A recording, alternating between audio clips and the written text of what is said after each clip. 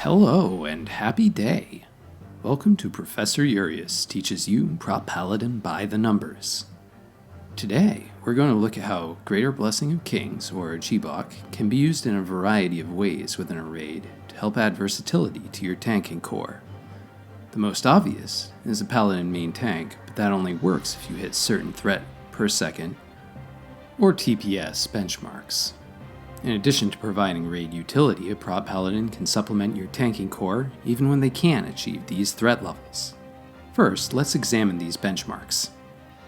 Our amazing Feral tank Zodiac Wolf hit 1070 TPS on Flamegore during Darkmoon Fair week.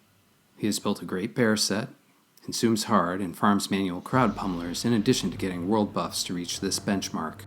Our incredible warrior tank Griller was able to push upward of 880 TPS on Chromagus as a Fury Prot without Thunder Fury. He has otherwise competitive threat gear, consumes hard, and plays well. On this Chromagus kill, he was missing only Songflower buff.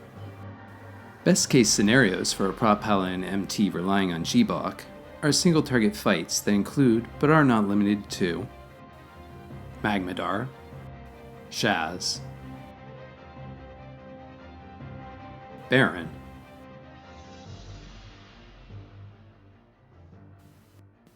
Rag, Drakes, and Nefarian. A good Fury Prot or Feral Druid will achieve 600 to 1000 TPS on these fights. In these encounters, in order to remain competitive as an MT, the Prot Paladin will need 8 to 15 of their buff class. The Paladin is typically generating only about 150 TPS via other sources, so having enough players to buff is critical. As an off-tank on Rag, the Paladin may get by with smaller numbers, giving the MT just enough time to get back after the knockback.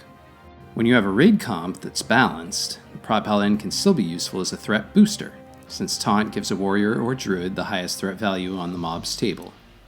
Here, I'm able to gain aggro on Flamegore at range, directing him to the desired tanking position, and eating the thrash before the MT taunts to take over. This also allows our Shadow Priest to start his rotation early, which you know makes him happy. In a worst case scenario, like Domo, where there are many adds, the Paladin is best used to tank the last mob in the encounter, in this case Domo himself. Having 8 adds means the threat from GBoK is split 9 ways. If the Paladin were to have 9 of their buff class, that means each GBoK cast would only generate 114 threat on Domo.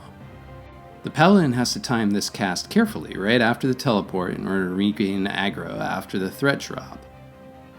If your Shadow Priests or Warlocks are dotting up Domo to parse, the Paladin might have to use other tools to regain threat. I hope you'll take into consideration the strategies that you can use to help integrate a Prot Paladin successfully into your tanking core and use them appropriately.